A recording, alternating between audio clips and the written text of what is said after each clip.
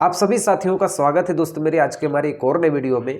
दोस्तों मेरे ये क्लास 12 फिजिक्स की ये 12वीं वीडियो है और इसमें हम समझने वाले हैं कि किसी विद्युत क्षेत्र में कि एक समान विद्युतीय क्षेत्र है और इसमें कोई हम द्विध्रुव रख देते हैं तो इस पर कितना बल कार्य करता है और कितना बल आघूर्ण कार्य करता है। इस चीज को हम पढ़ने वाले हैं और एकदम मन से सीखने वाले हैं इस चीज को। ठीक है, तो सबसे पहले मैं आपसे बात करना चाहता हूं दोस्त मेरे कि ये बल आघूर्ण क्या होता है, जिस बल आघूर्ण को हम लोग टाउ से प्रदर्शित करते हैं। ठीक है, अच्छा भैया सारे लोग दरवाजा तो देखे ही है। दरवाजा को हम लोग ऐसे उसके अक्ष पर घुमाते हैं, ए भैया हम लोग ऐसे घुमाते हैं। तो हमने बल अपना कहाँ लगाया है, यहाँ पे लगा है, लेकिन घूम कहाँ रही है वस्तु, यहाँ से घूम रही है। तो जब कोई वस्तु अपने अक्ष पर घूम जाती है तो इस प्रवृत्ति को हम लोग कहते हैं बलाघूर्ण। और यही चीजें हमको क्या करनी है दोस्त मेरे, ज्ञात करनी है। तो सारे लोग बोल देना भैया बल आघूर्ण की परिभाषा क्या होगी कि बल आघूर्ण किसी वस्तु की उसके अक्ष पर घुमा देना ही उस वस्तु की बल आघूर्ण कहलाती है। ठीक है, एकदम क्लियर है दोस्त मेरे। तो सबसे पहले हम बल आघूर्ण जानेंगे और सारे लोग बोल देना दोस्त मेरे ये बल आघूर्ण जो है ये एक सदिश राशि है। बल आघूर्ण कैसी राशि है दोस्त मेरे, एक सदिश राशि है। ठीक है, बल आघूर्ण की परिभाषा क्या होगी कि किसी वस्तु को किसी अक्ष के चारों ओर घुमाने की प्रवृत्ति, किसी वस्तु के किसी अक्ष के चारों ओर घुमाने की प्रवृत्ति बल आघूर्ण कहलाती है। अच्छा सारे लोग देखे हैं सड़सी, सड़सी नहीं देखे होंगे, पेच देखे होंगे। जैसे साइकिल में जब खराबी हो जाती है तो पीछे वाले स्टैंड को कसने के लिए हम पेच का प्रयोग करते हैं। ठीक है, तो कहेंगे भैया कि बल तो हम लगाते हैं यहाँ पे, लेकिन जो नट होती है वो कसती है यहाँ पे। तो बल हम यहाँ पे लगा रहे हैं, कस नट यहाँ रहा है, तो इसके बीच में कोई ना कोई बल आघूर्ण कार्य करता है। ठीक है, और इसी चीज को हम कहते हैं दोस्तों मेरे बल आघूर्ण। उसके अक्ष पर घुमाने की प्रवृत्ति को हम कहते हैं क्या चीज, बल आघूर्ण। ठीक है, तो भैया सारे लोग बोल देना बल आघूर्ण कैसी राशि है, सदिश राशि है। ठीक है, बल आघूर्ण को हम टॉर्क्यू को इंग्लिश में हम कहते हैं टॉर्क्यू। ठीक है, बल आघूर्ण को एक और नाम से जानते हैं दोस्त मेरे, घुर्डी बल। कौन से नाम से जानते हैं दोस्त मेरे, घुर्डी बल के नाम से भी हम जानते हैं बल आघूर्ण को। बल आघूर्ण को दोस्त मेरे हम इसे टाउ से प्रदर्शित करते हैं। ठीक है, इसे हम कहते हैं दोस्त मेरे टाउ, इसे टाउ से प्रदर्शित करते हैं। हमेशा याद रखना दोस्त मेरे, इसे हम किससे प्रदर्शित करते हैं, टाउ से प्रदर्शित करते हैं। ठीक है, सारे लोग को ये चीजें याद होनी चाहिए कि बल आघूर्ण को हम लोग टाउ से प्रदर्शित करते हैं। ठीक है, इसका मात्रक, अभी हम इसके मात्रक को बात करेंगे। तो इसका मात्रक जो होता है दोस्त मेरे वो न्यूटन मीटर होता है। इसका मात्रक जो होता है दोस्त मेरे वो न्यूटन मीटर होता है। ठीक है, तो भैया हमें पता है कि बल आघूर्ण का फार्मूला होता है, सबको याद होना चाहिए दोस्त मेरे, ये बल आघूर्ण का फार्मूला जिसे हम टाउ से प्रदर्शित करते हैं। बल आघूर्ण का फार्मूला होता है बल और बल के अक्ष की लंबवत दूरी। ठीक है, बल के अक्ष की लंबवत दूरी या बल के अक्ष के घूर्णन की लंबवत दूरी, दोनों हम कर सकते हैं। तो अब यहाँ पे कह देंगे दोस्त मेरे बल के अक्ष के, बल के घूर्णन के, बल के घूर्णन के अक्ष के लंबवत दूरी, घूर्णन के अक्ष के लंबवत दूरी। ठीक है, लंबवत दूरी। सारे लोग को पता चल गया भैया कि न्यूटन मीटर कैसे होगा, क्योंकि बल का मात्रक दोस्त मेरे न्यूटन होता है और दूरी का मात्रक क्या होता है दोस्त मेरे, मीटर होता है। इसलिए हम इसे एक साथ बोलेंगे तो न्यूटन मीटर होता है। ठीक है, यदि आपसे एग्जाम में पूछ दिया दोस्त मेरे कि इसका मात्रक और इसकी बीमा क्या होगी, इसकी बीमा क्या होगी, तो सारे लोग बोल देना भैया न्यूटन बल का मात्रक होता है और बल की बीमा होती है दोस्त मेरे m/L/2। हमेशा इस बात को याद रखना। और मीटर की बीमा होती है L। तो यदि इसे एक साथ लिखा जाए तो ये हो जाएगा दोस्त मेरे, ठीक है, mL/2 T/-2 हो जाएगा, होता है। ठीक है, क्या लिख देंगे दोस्तों मेरे, इतना होता है। मेनली ये चीज हमको जानना है, बल आघूर्ण या इसे घूर्णी बल के नाम से जानते हैं, या इसे घूर्णन प्रभाव भी कहते हैं, या इसे घूर्णन प्रभाव भी कहते हैं। ठीक है, इन चार नामों से इसको जानते हैं, घूर्णन बल या इसे कहते हैं बल आघूर्ण। ठीक है, क्लियर एकदम। अब इसके बाद जो अगली पॉइंट हम लोग पढ़ेंगे दोस्तों मेरे, एक समान विद्युतीय क्षेत्र में विद्युत द्विध्रुव पर बल आघूर्ण। ठीक है, तो उससे पहले दोस्तों मेरे ये सभी चीजें नोट्स कर लीजिए। इससे भी बेहतरीन चीजें आपको यदि लिखनी है तो डिस्क्रिप्शन में मेरा नोट्स है इस चैप्टर का, वहां से आप इसको लिख लीजिएगा। ठीक है,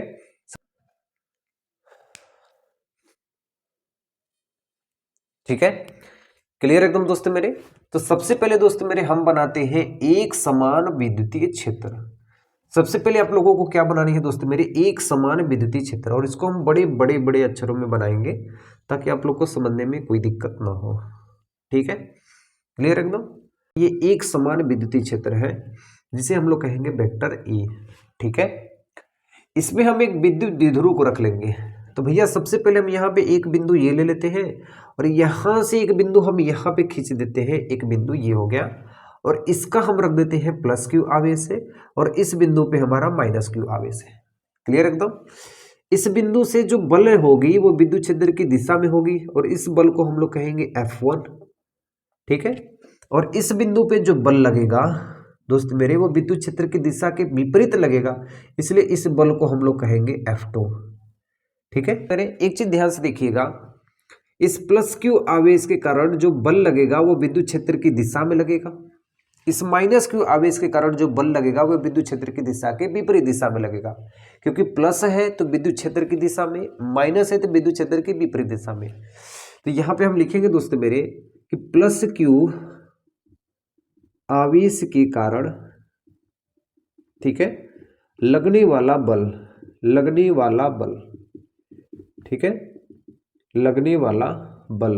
तो भैया बल की परिभाषा कहाँ से हम निकालेंगे, हमको पता है दोस्त मेरे कि एक बिंदु पर एक एकांक आवेश पर जो बल लगता है इसी को हम लोग कहते हैं विद्युत क्षेत्र की तीव्रता। इसी को हम लोग क्या कहते हैं दोस्त मेरे, विद्युत क्षेत्र की तीव्रता, F/Q। क्या कहेंगे दोस्त मेरे, यदि कोई अकेला आवेश है इस पर कोई बल लगता है तो इसी को हम कहते हैं विद्युत क्षेत्र की तीव्रता। ये इसकी परिभाषा होती है, एकांक आवेश में लगने वाले बल को विद्युत क्षेत्र की तीव्रता कहते हैं। क्या कहेंगे भैया, एकांक आवेश में लगने वाले बल को विद्युत क्षेत्र की तीव्रता कहती है। तो यहां से हम F का मान निकाल लेंगे, तो F बराबर हो जाएगा E में Q का गुणा कर देंगे तो यहाँ पे हो जाएगा EQ। ठीक है, F बराबर हो गया EQ। तो इस बिंदु पे जो बल लग रहा है वो F1 लग रहा है, तो प्लस क्यू आवेश के कारण जो बल लगेगा दोस्त मेरे वो लगेगा F1। ठीक है, तो F1 बराबर हो जाएगा दोस्त मेरे, विद्युत क्षेत्र की तीव्रता का मान है E।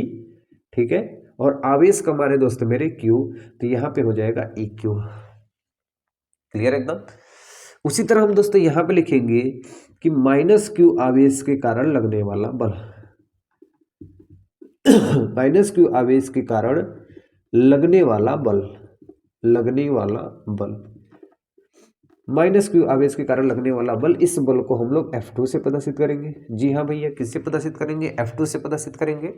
तो इस सूत्र के अनुसार F2 का जो मान आएगा दोस्त मेरे वो विद्युत क्षेत्र की तीव्रता का मान, तो इसमें सब बराबर है इसलिए E लिख देंगे। ठीक है, और इस आवेश का मान क्या है दोस्त मेरे, Q है। ठीक है, ये माइनस ये डिनोट कर रहा है कि आवेश का मान माइनस है, लेकिन लिखेंगे इसमें क्या, हाँ प्लस में लिखेंगे।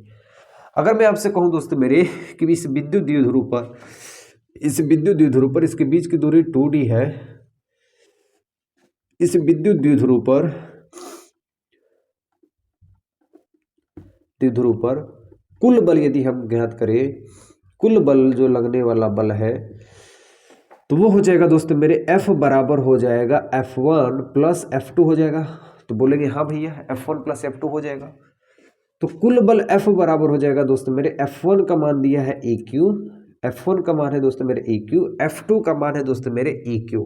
लेकिन ये EQ विपरीत दिशा में, इसलिए हम यहाँ पे लिखेंगे माइनस का EQ, और ये EQ से EQ घट के F का मान आ जाएगा 0। तो हमारे पास जो नेट बल है, टोटल बल इस पर लगने वाला है विद्युत क्षेत्र पे, वो कितना आ जाएगा दोस्तों मेरे, 0 आ जाएगा। ठीक है, अब हम यहाँ पे बल आघूर्ण का फॉर्मूला लगाएंगे। बल आघूर्ण टाउ बराबर होता है बल गुणे बल के घूर्णन के अक्ष के लंबवत दूरी। तो इन दोनों आवेशों के बीच की हमको क्या चाहिए दोस्त मेरे, लंबवत दूरी चाहिए। क्या चाहिए दोस्त मेरे, हमें लंबवत दूरी का मान चाहिए। इसलिए इस लंबवत दूरी को निकालने के लिए हम इस मान को बढ़ा देते हैं और इस मान को ऐसे मिला देते हैं, तो ये जो दूरी आएगी दोस्त मेरे, इस दूरी को हम कहेंगे लंबवत दूरी। कौन सी दूरी कहेंगे दोस्त मेरे, लंबवत दूरी। तो भैया सारे लोग बोल देना, हम सबका मान रख देते हैं ABC। क्लियर एकदम, ठीक है, कोई दिक्कत कोई परेशानी नहीं है। अब हम यहां से मान को रखना स्टार्ट कर देते हैं। ठीक है, ध्यान से देखिएगा। बल आघूर्ण टाउ बराबर हो जाएगा, बल आघूर्ण टाउ बराबर हो जाएगा बल, बल किसे कहेंगे F, बल को किसे प्रदर्शित करते हैं F, गुणे बल के घूर्णन के अक्ष के लंबवत दूरी। तो इसकी लंबवत दूरी क्या है दोस्तों मेरे, BC है। तो F गुणे क्या हो जाएगा दोस्तों मेरे, BC हो जाएगा। हमको किसका मान चाहिए, BC का मान चाहिए। तो BC किसको डिनोट करता है दोस्तों मेरे, यहाँ पे हमको BC का मान चाहिए और यहाँ पे AC का मान हमें पहले से दिया है 2D, और हमको किसका मान चाहिए, BC का मान चाहिए, और यहाँ पे AC का मान पहले से दिया है। तो यहाँ पे हम साइन का फॉर्मूला लगाएंगे लाल बटे कक्का से। लाल बटे कक्का से साइन का फॉर्मूला इसलिए लगाएंगे क्योंकि हमें लंब और कर्ण में अनुपात निकालना है, ठीक है। तो यहाँ पे लिखेंगे दोस्तों मेरे साइन थीटा बराबर हो जाएगा, लंब का मान होता है, फार्मूला ही लिख देता हूँ दोस्तों मेरे, साइन थीटा बराबर होता है लंब बटा के कर्ण, ठीक है। तो लंब का मान हो गया दोस्तों मेरे BC और कर्ण का मान हो गया दोस्तों मेरे AC, ठीक है। तो साइन थीटा बराबर हो गया BC बटा के AC, क्लियर एकदम। हमको यदि BC का मान चाहिए तो AC का गुणा साइन थीटा में कर देंगे। तो क्या होगा दोस्तों मेरे, BC बराबर AC साइन थीटा, क्लियर एकदम। तो BC बराबर AC का मान कितना है 2D, AC का मान कितना है 2D साइन थीटा, ठीक है। तो ये BC का मान हमको निकल गया, ठीक। अब यहाँ पे लिखेंगे कि BC का मान रखने पर, BC का मान रखने पर, क्लियर एकदम। तो इस टाउ बराबर बल का मान कोई यहाँ पे रख देते हैं क्योंकि दोनों बल का मान समान है। तो EQ कोई भी रख सकते हैं। F बराबर हो जाएगा यहाँ पे EQ इंटू BC का मान हो गया, BC का मान हो गया 2D साइन थीटा। क्या हो गया दोस्तों मेरे, 2D साइन थीटा। अच्छा भैया सब लोग को पता है कि P बराबर होता है 2Q इंटू D होता है, सारे लोग बोल देना भैया। विद्युत द्विध्रुव आघूर्ण बराबर 2Q इंटू डी। विद्युत द्विध्रुव आघूर्ण बराबर क्या होता है दोस्तों मेरे, 2Q इंटू डी। तो हम यहाँ पे 2Q इंटू डी की जगह हम रख सकते हैं, सिर्फ हम इसके जगह पे P लिख सकते हैं। तो यहाँ पे टाउ बराबर हो जाएगा PE साइन थीटा। क्या हो जाएगा दोस्तों मेरे, PE साइन थीटा हो जाएगा। एकदम सिंपल सा हमारा निकल गया फार्मूला, क्लियर एकदम। और इसी को यदि हम वेक्टर रूप में लिखें, इसी को यदि हम किस में लिखें, सदिश रूप में लिखें, ठीक है। तो टाउ वेक्टर बराबर हो जाएगा दोस्तों मेरे P vector into E vector. Tau vector बराबर हो जाएगा P vector into E vector. तो दो सदिश गुणनफल का योग, दो सदिश गुणनफल का मान सदिश होता है, दो अदिश गुणनफल का मान सदिश नहीं होता है, ठीक है। नहीं, दो अदिश का भी मान सदिश होता है, दो सदिश का भी मान सदिश हो सकता है, ठीक। ये बात हमेशा याद रखना, क्लियर एकदम। मैं यहाँ पे लिख देंगे दोस्तों मेरे, ये F1 है, जो F1 जो हमारी है वो E1 मतलब विद्युत क्षेत्र की दिशा में है, ठीक है, विद्युत क्षेत्र की दिशा में है। और जो F2 है वो विद्युत क्षेत्र की दिशा के विपरीत दिशा में है, विपरीत दिशा में है, क्लियर एकदम। तो बोलेंगे हाँ भैया एकदम सही बोल रहे हैं आप। तो ये दोस्तों मेरे है विपरीत दिशा में, ये है उसकी दिशा में, इसलिए ये सामने है, ये पीछे है। अब दोनों बल को यदि हम जोड़ देंगे तो EQ में से 0 हो जाएगा। तो इसलिए हम दोस्तों मेरे यहाँ पे बल घूर्णन का नियम लगाएंगे। बल घूर्णन बराबर बल गुणे F हो गया। अब बल घूर्णन के अक्ष की लंबवत दूरी, अक्ष की लंबवत दूरी ये हो जाएगी, इसकी लंबवत दूरी हमको चाहिए, तो लंबवत दूरी BC हो गई। अब BC लंब और कर्ण का अनुपात तो साइन से लिया जाता है, इसलिए लंब और कर्ण BC बटा के AC हो गया। AC का मान पहले से दिया है 2D और साइन थीटा हो गया। यहाँ पे 2D साइन थीटा जैसे ही रखे तब हमको पता चला कि नहीं 2Q इंटू डी बराबर P होता है, इसलिए 2Q इंटू डी की जगह हम P रख दिए, PE साइन थीटा हो गया।